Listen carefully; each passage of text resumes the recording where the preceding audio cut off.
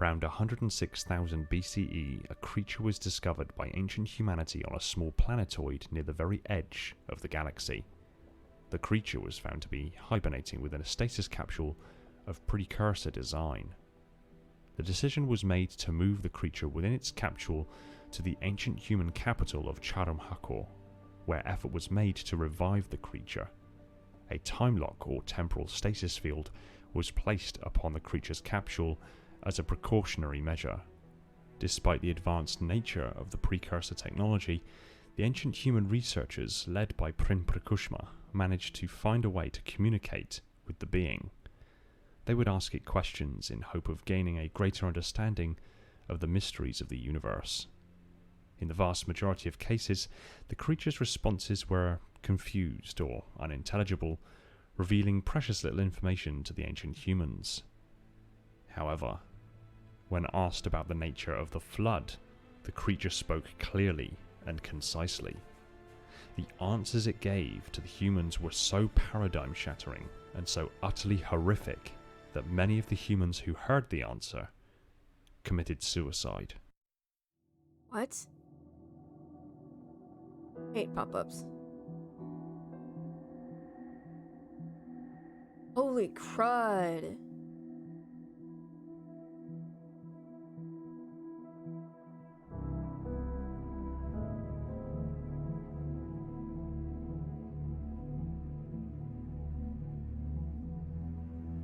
Hey everyone, welcome back to Installation 00. This is Law and Theory, and today we explore a theory that may reveal what the Primordials said to the ancient humans that was so horrific that many of them killed themselves. The theory was brought to my attention by Nonsensical Rants, a member of my Discord server, and it created waves across the server and got a lot of people very interested in the subject at hand. After being inspired by his post, I decided to build on it a little and present it to you for your decisions. These kinds of ideas and theories are very common in my Discord server, and it's full of epic people with awesome ideas about the deeper, darker aspects of Halo lore. So if you're into that kind of stuff, be sure to jump into the server and get involved. Link is in the description.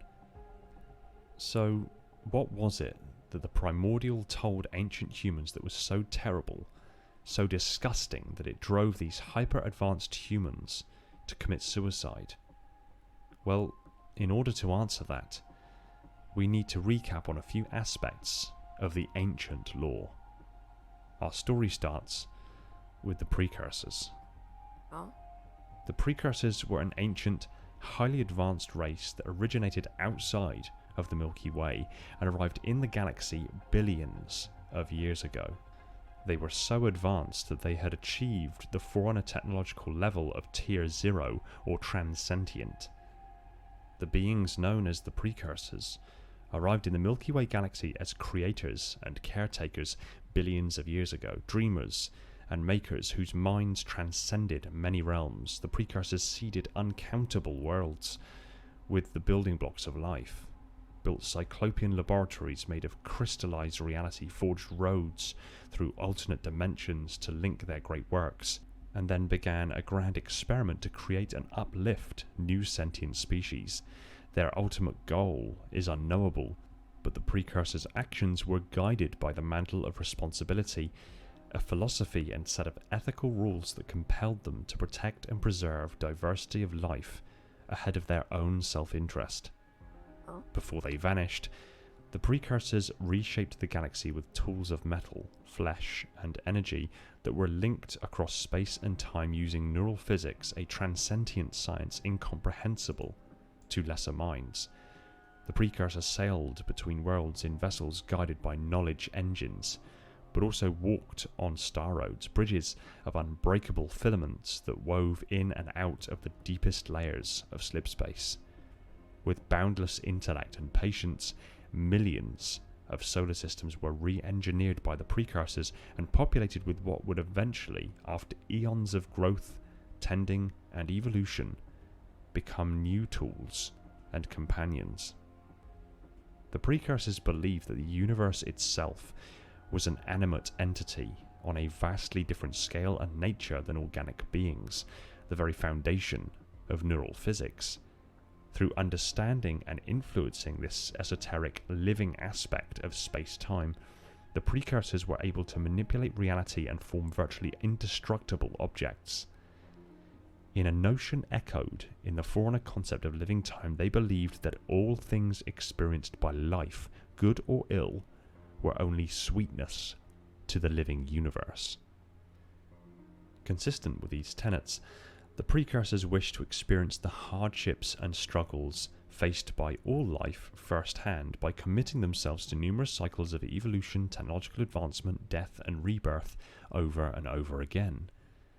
On a side note, keep in mind that the Forerunners inherited or forcibly stole their beliefs and the mantle of responsibility from the precursors, yet the precursors believed prosperity and suffering were equally acceptable and a sweetness to the living universe, while the Forerunners believed that all life should be protected and experience nothing but peace, even if it was an enforced imperial peace.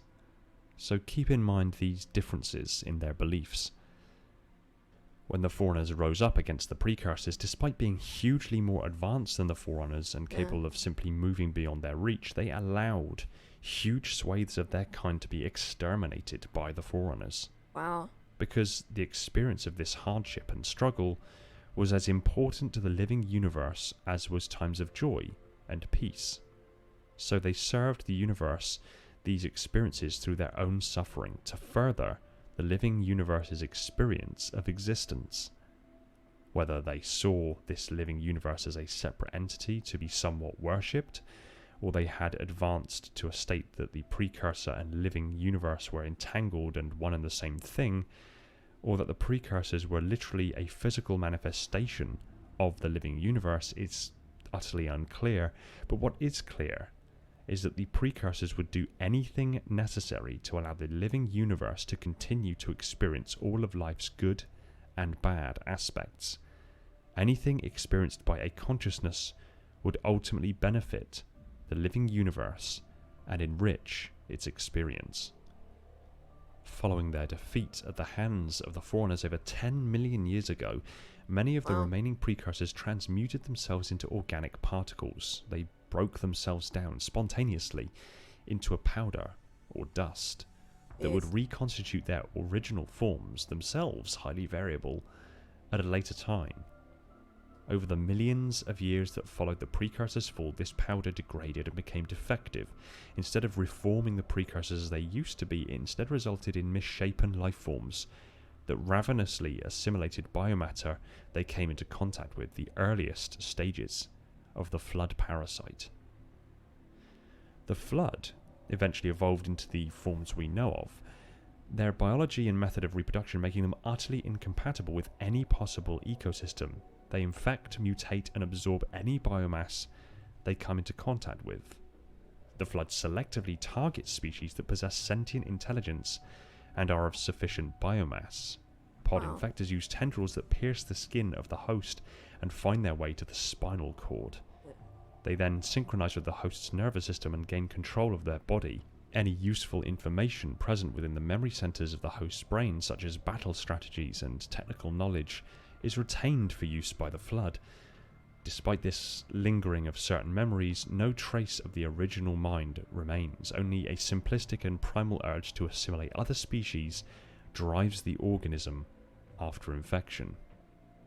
However, the entirety of the host's mental content is seemingly absorbed and added to the whole, as the grave mind has shown to be able to simulate its victim's consciousness within itself. In isolated cases, such as when the flood seek very specific information from an individual's mind, they utilize an alternate method of infestation that does not subdue the host's consciousness immediately, despite mutating their physical form.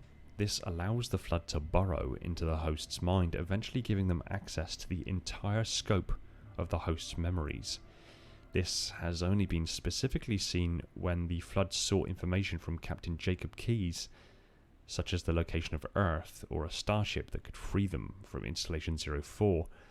Pursuant to their goals of assimilating life and absorbing knowledge and experience, the flood, in its more coordinated stage, would employ the use of misdirection, lies, deceit, manipulation. It would feign cooperation and work towards common goals, and even fight alongside beings it would normally have consumed or destroyed to further its own ideals. The ultimate endgame of the Flood can thus far only be assumed and speculated upon. However, when you start looking at the Flood as less of a parasite and more like what they actually are, or rather were, and then bring in the variable of the living universe, things begin to make an uncomfortable sense. So when asked about the Flood, what was it that the Primordial, a precursor itself and the herald of the Flood, said to our hyper-advanced ancient ancestors that pushed them to commit suicide? What if the Flood are not corrupted precursors? What if the Flood are the precursors? It is possible that the Flood are not a corrupted form of precursor at all. They are the precursors exactly as they were. It's clear that the precursors and Flood both have many different physical forms. It is clear they both seek the knowledge, consciousness, and experience of life forms. The precursors and their belief and entangled relationship with the living universe may genuinely mean they are simply a physical manifestation of the living universe, a way of the universe as an entity to experience existence directly. When the precursors came to the galaxy, they seeded life on countless worlds, life that would advance and develop and experience. If the Flood and the precursor are the same thing, the return and consumption of all life would integrate that experience, the joys and the suffering of life, into the precursors. And if the precursors are a physical manifestation of the living universe, this would transmit these sweetnesses back to the universe and continue to enrich it. This becomes all the more eerie when you consider these quotes from the Primordial taken from the Forerunner trilogy of books. Work, fight, live, all the sweeter. Mind after mind will shape and absorb. In the end, all will be quiet with wisdom. There is only truth. That which is done will be done again, for we cannot cease from creating. But the end of all our creation will be to look into a reflection and see ourselves for the first time. The pain we have brought on ourselves, the pain you caused us, for we are the same. All remember the defiance and destruction. We are the Flood. There is no difference. Until all space and time are rolled up and life is crushed in the folds, no end to war, grief, or pain. In 101,000 centuries, unity again, and wisdom. Until then, sweetness. My future is your past. Think on it and accept. Wow. That is the answer. The Flood, the precursors, the living universe, they are all the same thing. They are just different names for different stages of a process. The living universe is the ultimate and gave rise to the precursors as a physical manifestation of itself. The precursors seed life within galaxies and allow them to advance and experience. The Flood consume that life and reintegrate that experience back into the living universe. When asked about the Flood, the Primordial told the humans that life, all of existence, is a means of the universe experiencing itself. The universe made the precursors seeded life. The Flood end that life. The universe is enriched as a consequence. Humanity were seeded, nurtured, allowed to advance, built histories, poetry, arts, science, experienced, expanded, raised like cattle to be consumed, and our experiences to be fed to the universe as sustenance, over and over again. They seed us, raise us, leave us to grow, then return to feast upon our knowledge, joy, suffering, experience, and after they've finished digesting the collective information gathered, They store it within their domain, an expression of the living universe itself. Wipe the slate clean and seed life once more. Holy crud. Remember the differences in the ideals of the Forerunners and the Precursors? 10 million years ago, the Forerunners figured it out. They found the Precursor's secret, and they were so disgusted by that discovery, they waged war and slaughtered any they could find. They successfully freed the entire galaxy of the Precursors, and as a safeguard against them, took up the mantle of responsibility and endeavoured to protect all life. To quote the Didact, "We are Forerunners, guardians of all that exists. The roots of the galaxy have grown deep under our careful tending.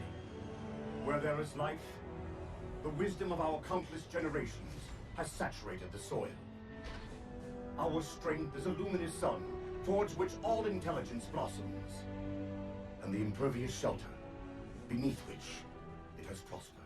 Wow. But wait, I hear you say. We've been told otherwise by both the Primordial and the Gravemind, and even the Forerunners themselves. Yes, while that may be true, the Primordial and the Gravemind are both forms of the Flood, and the Flood are known to lie and manipulate. And they, by transference of property, are also the Precursors, which means it's not surprising that they wouldn't be doing the same. And as for the Forerunners telling that information, the Forerunners forgot their own history over the 10 million years that spanned between them killing the Precursors and the events around the firing of the array. The Forerunners found the truth and destroyed the Precursors to protect all life in the galaxy. Unfortunately, knowledge of this event gradually faded over time. Despite being stored in the domain has a will of its own, and although it is understood to be Precursor in design, the Flood can also access it. So it's reasonable to assume so can the living universe. Oh. All the records of these events, these truths, would have been gradually erased, pushed down into the deepest, darkest parts of the domain so that no entity connected to it would ever find it. Lies would be told and offered up in exchange to inaccurately retell the events of the past to better hide the truth. Over the 10 million years that have passed since the Forerunner Precursor War, all knowledge was forgotten, until ancient humanity discovered the Primordial on the edge of the galaxy and asked it a question that would reveal a truth so horrifying: suicide was a better option. And so the cycle continues. No more what you were. Memories. Emotions. All is now ours.